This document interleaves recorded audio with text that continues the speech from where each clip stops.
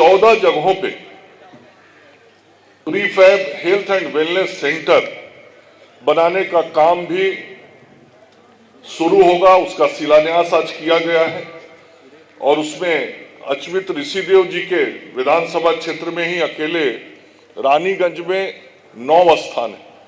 तो रानीगंज में 9 जगहों पे 9 2 11 स्थान पे रानीगंज विधानसभा में ये अस्पताल बनने का काम शुरू होगा। इसके अलावा अन्य प्रखंडों में भी, अन्य विधानसभा क्षेत्रों में भी ये काम दिया गया है। मैं आप सब लोगों से यही कहना चाहता हूं कि पूरे बिहार में स्वास्थ्य व्यवस्था को ठीक करने में हम सब लोग अपने आदरणीय मुख्यमंत्री श्री नीतीश कुमार जी के नेतृत्व में दिन रात परिश्रम कर रहे हैं। अपने उप मुख्यमंत्री श्री सम्राट चौधरी जी, श्री विजय सिन्हा जी, सब हम लोग एक टीम के रूप में काम कर रहे हैं और भारत की सरकार और आदरणीय प्रधानमंत्री नरेंद्र मोदी जी का पूरा सहयोग बिहार सरकार के स्वास्थ्य विभाग को, स्वास्थ्य व्यवस्थाओं को बेहतर करने के लिए मिल रहा है। और भारत की सरकार का जब पूरा सहयोग मिल रहा है और बिहार की सरकार पूरी ताकत से लगी है, मतलब डबल इंजन की सरकार जब काम करती है तो उसका परिणाम क्या होता है वो आज पूरी बिहार की जनता स्वास्थ्य सेवा के क्षेत्र में देख सकती है। ठीक ही कह रहे थे, आज का जो नौजवान होगा 20-25 साल का, उसको नहीं मालूम होगा कि 20-25 साल पहले इस बिहार की व्यवस्था कैसी होती थी। स्वास्थ्य केंद्र या स्वास्थ्य भवन या सदर अस्पताल का मतलब क्या होता था, उसको नहीं मालूम होगा जो 20-25 साल का है उसको, क्योंकि उसने तो ये बदलता हुआ बिहार देखा है। लेकिन जिसका उम्र 35 साल, 40 साल, 50 साल है, उसने उस बिहार को भी देखा है कि उस बिहार में अस्पतालों में रुई और सुई तक नहीं मिलता। आज परिस्थितियां जब बदली तो अस्पताल के भवन बने। परिस्थितियां जब बदली, मैं इस एमसीएच के अंदर चर्चा कर रहा था अपने माननीय प्रतिनिधियों से कि ये जो बेड लगे हुए, ये बेड कभी किसी प्राइवेट हॉस्पिटल के अंदर दिखाई पड़ते थे, लेकिन आज सरकारी अस्पताल में आने वाला मरीज भी जब इस हॉस्पिटल में आईपीडी में जाएगा, भर्ती होगा, तो वैसे ही बेड पे रहेगा जैसे किसी प्राइवेट हॉस्पिटल के बेड पे रहता है। यहाँ की सुविधाएं, व्यवस्थाएं अत्याधुनिक बनाने का प्रयास लगातार किया जा रहा है। क्या कभी कोई कल्पना करता था कि अस्पताल की भवनें इतनी भव्य बनेंगी, इतनी व्यवस्थाएं सरकारी अस्पतालों के भवनों के अंदर रहेगा? कभी कोई सोचता था 15-20 साल पहले? कल्पना भी नहीं करता था, लेकिन आज वह यथार्थ में दिखाई पड़ रहा है। और ये तो जिला का अस्पताल है, जो मैंने कहा कि छोटे छोटे अस्पताल जिसको हम स्वास्थ्य उपकेंद्र बोलते हैं, हम हेल्थ एंड वेलनेस सेंटर बोलते हैं, जो पंचायतों के अंदर अस्पताल है, वहां क्या होता था, वो सारी भवनें जर्जर हो गई थी। वो उन भवनों में गाय और बकरी बांधा जाता था, उन भवनों में ईंट गिट्टी बालू बेचा जाता था, एचएससी नहीं चलता था आज से 20 साल पहले। लेकिन आज मैं कह सकता हूं, इस अररिया जिले के अंदर और बिहार के सभी जिलों में जो हमारे स्वास्थ्य उपकेंद्र हैं, आज वो क्रियाशील हैं। आज वहां काम होता है, वहां एएनएम की बहनें हमारी रहती हैं, गांव में बच्चों को, गर्भवती महिलाओं को जाके टीका देने का काम करती हैं, उनका इलाज करती हैं, उनको दवाई देती हैं। आज गांव में भी अस्पताल है, गांव में भी हेल्थ एंड वेलनेस सेंटर लिखा हुआ अस्पताल मिलेगा, स्वास्थ्य उपकेंद्र लिखा हुआ अस्पताल मिलेगा, अच्छा भवन दिखाई पड़ेगा। और जहां अच्छे भवन नहीं थे वहां तोड़ के बनाने का काम हो रहा है, जिसका शिलान्यास आज मैंने किया है। मतलब व्यवस्थाओं को ठीक हम लगातार कर रहे हैं। और यह जो अस्पताल बना है, अब बताइए, ये सदर अस्पताल के अंदर का अस्पताल, अब इसमें लिफ्ट लगा हुआ है। पहले प्राइवेट हॉस्पिटल में भी लिफ्ट कम रहता था, और अब सरकारी अस्पताल में भी हमारा मरीज का परिजन और मरीज आएगा तो वह लिफ्ट से ऊपर नीचे आएगा जाए। और आपको बता दूं, मैं जब स्वास्थ्य मंत्री बना उसके पहले की कुछ अस्पतालें, 2005 के पहले की जो अस्पतालों की स्थिति थी, बड़े बड़े अस्पताल कुछ बने जरूर थे, उसमें रैंप तक नहीं होता था। ये जो मेडिकल हेल्थ सिस्टम में जुड़े हुए लोग हैं वो जानते हो, जो सीढ़ी के बदला समतल जमीन ऊपर जाने के लिए बना होता है उसको रैंप बोलते हैं। मरीज को स्ट्रेचर पर उससे ले जाते हैं। अस्पताल बनता था, रैंप नहीं बनता था। आज हमारे छोटे अस्पताल भी बनते हैं तो उसमें रैंप बनता है। मतलब हम छोटी छोटी सुविधाओं और व्यवस्थाओं का ध्यान रखते हैं। मैं इस तरफ आपका ध्यान आकृष्ट कराना चाहता हूं। अभी इसमें मॉड्यूलर ओटी बन रहा है। मॉड्यूलर ओटी का अर्थ सामान्य भाषा में कहें तो अत्याधुनिक शल्य कक्ष, जो दरभंगा, पटना, दिल्ली, बड़े जगहों पे, बड़े अस्पतालों में, प्राइवेट हॉस्पिटल में, यहाँ अररिया में भी बहुत प्राइवेट हॉस्पिटल होगा, लेकिन सब में मॉड्यूलर ओटी नहीं होगा। शायद कोई एक दो में हो तो मैं नहीं जानता हूं। लेकिन ये मॉड्यूलर ओटी अब बहुत जल्द क्रियाशील हो जाएगा, उसका भी काम चल रहा है। वो यहाँ के लोगों को इसकी सुविधा मिलेगी। उसी के साथ जो MNCU mother neonatal care unit जो फारबिसगंज में शुरू हुआ है, वहां बच्चे की भी देखरेख होगी और उसके मां की भी देखरेख होगी। मतलब जच्चा बच्चा दोनों का देखरेख उस अस्पताल में किया जाएगा। मैं इस अस्पताल में सांसद महोदय को दिखा रहा था, जो हमारे बेड्स हैं उस सब बेड पे गैस पाइपलाइन गया हुआ है। यहां आप सब लोग देखते होंगे, कोरोना के पहले जो अस्पतालें होती थी तो वो मरीज को, किसी को ऑक्सीजन का जरूरत पड़ता था तो बेड के बगल में बड़ा सिलेंडर रहता था, सब बेड के बगल में, और उस सिलेंडर से उसको ऑक्सीजन मिलता था। लेकिन अब वो सिस्टम हमने बदल दिया, पूरे बिहार में बदल दिया। अब हर बेड पर गैस पाइपलाइन है, मैनीफोल्ड में लगा रहता है गैस सिलेंडर, और मरीज के पास पाइप से ऑक्सीजन गैस पहुंचता है। अंदर की व्यवस्था को हमने बदला है। और कोरोना के समय में तो सिखा दिया कोरोना ने कि अब केवल मैनीफोल्ड लगा के गैस सप्लाई ही नहीं करना है, अब गैस जनरेशन भी हॉस्पिटल के अंदर करना है, और वह काम भी अररिया जिले के अंदर हमने शुरू करवाया। तो ये सब काम आज बहुत तेजी के साथ हो रहा है। यहीं से मैं किशनगंज जिले में भी 8 हेल्थ एंड वेलनेस सेंटर का शिलान्यास कर रहा हूं। किशनगंज के लोगों को भी मैं अपनी ओर से ये कहना चाहता हूं, पत्रकार मित्रों के माध्यम से, कि लगातार हर जिले में जो स्वास्थ्य व्यवस्थाओं के उन्नयन का काम हो रहा है उसमें किशनगंज भले ही सबसे सुदूर का जिला हो, लेकिन वहां भी बिहार की सरकार के स्वास्थ्य विभाग का नजर है, हमारे मुख्यमंत्री जी का नजर है, और वहां भी अस्पतालों की व्यवस्थाओं के उन्नयन का काम हम सब लोग लगातार कर रहे हैं।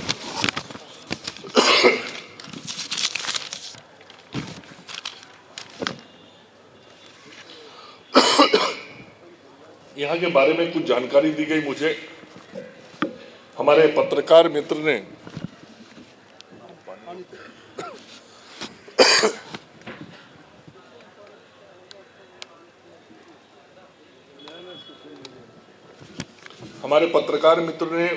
मुझे ध्यान दिलाया।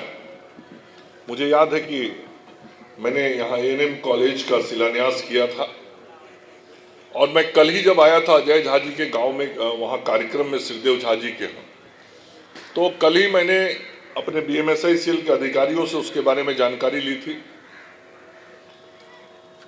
कई तकनीकी चीजें हो जाती हैं जिसके कारण कठिनाई हो जाता है। जिस संवेदक को वह काम पूर्ण करने की जिम्मेवारी दी गई थी, मतलब सीधा सीधा समझिए जो ठेकेदार था, उसने काम समय पर पूर्ण नहीं किया और काम को बीच में छोड़ दिया। और फिर उसके बाद स्वास्थ्य विभाग ने फिर से दोबारा निविदा की और दोबारा निविदा करके अब उसका कार्य आवंटन कर देंगे। और मैंने अपने बीएमएसआई सेल के अधिकारी को निर्देश दिया है कि हर हाल में अब जब ये निविदा और कार्य दिया जाएगा जिसको जून 2025 तक ये एएनएम इंस्टीट्यूट अररिया के अंदर शुरू हो जाएगा और हो जाना चाहिए। उसी तरीके से मैं अपने पत्रकार मित्रों को बताना चाहता हूं, मैंने कहा पहले रुई सुई नहीं होता था, आज व्यवस्थाएं कितनी बदली हैं मैं बताना चाहता हूं।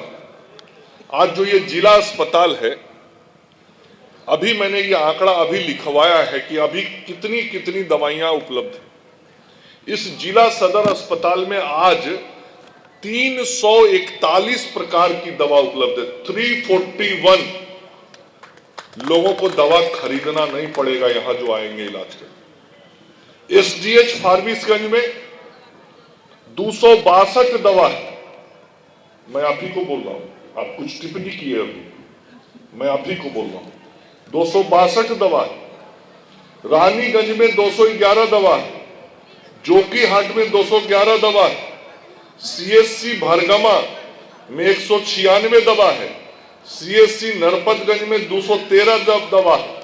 सीएससी पलासी में 225 दवा है। सीएससी सिकटी में 212 दवा है। पीएससी कुर्साकांटा में 212 है। एपीएससी में 182 है। और जो सबसे छुटकुनिया अस्पताल हमारा होता है हेल्थ सब सेंटर, जिसको हेल्थ एंड वेलनेस सेंटर भी बोलते हैं, वहां भी 91 तरह का दवा। और पहले बिहार का जो सबसे बड़ा अस्पताल था ना पीएमसीएच, वहां रुई सुई भी नहीं मिलता था। ये था बिहार और आज का ये है बिहार। मैं ये बात मानता हूं, मैं जहां जाता हूं अस्पताल की व्यवस्थाओं में जो और सुधार किया जाना चाहिए उसके संदर्भ में मुझे सुझाया जाता है, जानकारी दी जाती है। और मैं हर जगह बहुत विनम्रता के साथ उन सारे सुझावों को संकलित करता हूं, संग्रहित करता हूं और उन सुझावों के आलोक में व्यवस्थाओं को बेहतर करने का काम करता हूं। एक समय था जब मैं मंत्री बना था, उसके पहले मैंने कहा 2005 से यहां की व्यवस्थाएं बदल रही। और जब मैं मंत्री बना उस वक्त भी मैं जाता था अस्पतालों में तो जानकारी मिलती थी डॉक्टर चाहिए, स्पेशलिस्ट डॉक्टर चाहिए, पैरामेडिकल स्टाफ चाहिए, नर्सेज चाहिए। और यहां बहुत बड़ी संख्या में नर्सेज उपस्थित हैं। मैं बताना चाहता हूं, पिछला बार जब मैं मंत्री था 5 साल में 38,000 नियुक्ति मैंने की थी। और जो एएनएम जीएनएम सिस्टर यहां बैठी हुई हैं, इन्हीं लोगों से पूछ लीजिए, 18,000 तो केवल एएनएम और जीएनएम की नियुक्ति हमने की थी। और मैं धन्यवाद देना चाहता हूं इन बहनों को। पता नहीं आप लोगों को मालूम होगा कि नहीं, ये जो बहनें हैं सब अररिया जिले की नहीं है, बिहार के बहुत सुदूर दूसरे जिले से आके यहां पे वो काम कर रही हैं।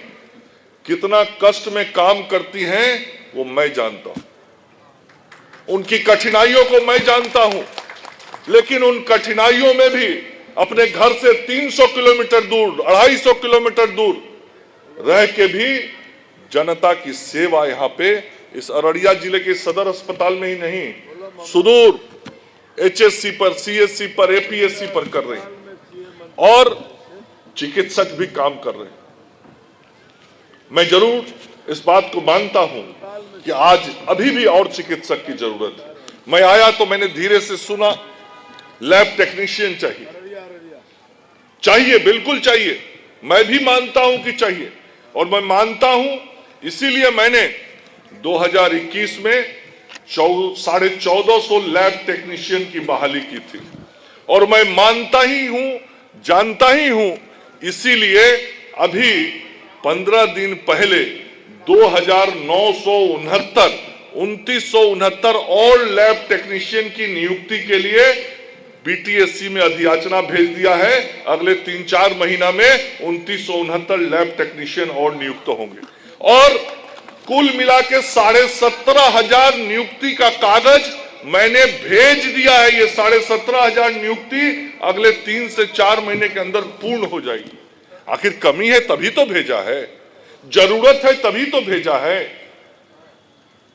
और मैं कभी नाराज नहीं होता, यदि कहीं कोई अपनी कठिनाई परेशानी बोलता है मैं खुश होता हूं।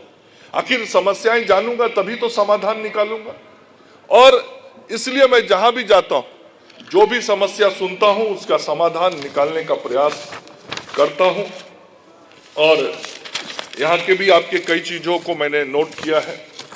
सदर अस्पताल में एक महिला विशेषज्ञ चिकित्सक हैं, एक दंत चिकित्सक हैं, अन्य स्पेशलिस्ट डॉक्टर्स की जो कमी है, मैंने अभी स्पेशलिस्ट डॉक्टर्स की भी वैकेंसी के लिए प्रयास कर लिए हैं। 880 दंत चिकित्सकों का नया पद मैंने सृजित कराया। मैं आपको बताना चाहता हूं, लगभग 14-15 सालों के बाद 2019 में मैंने लगभग 550 दंत चिकित्सकों की नियुक्ति की थी। और उसके बाद दंत चिकित्सकों के पद बढ़ गए थे, 60-63 पद ही बचा हुआ था। मैंने निर्णय लिया अभी दोबारा जब मैं मंत्री बना कि बिहार में जो आबादी बढ़ी है तो और दंत चिकित्सकों की आवश्यकता है।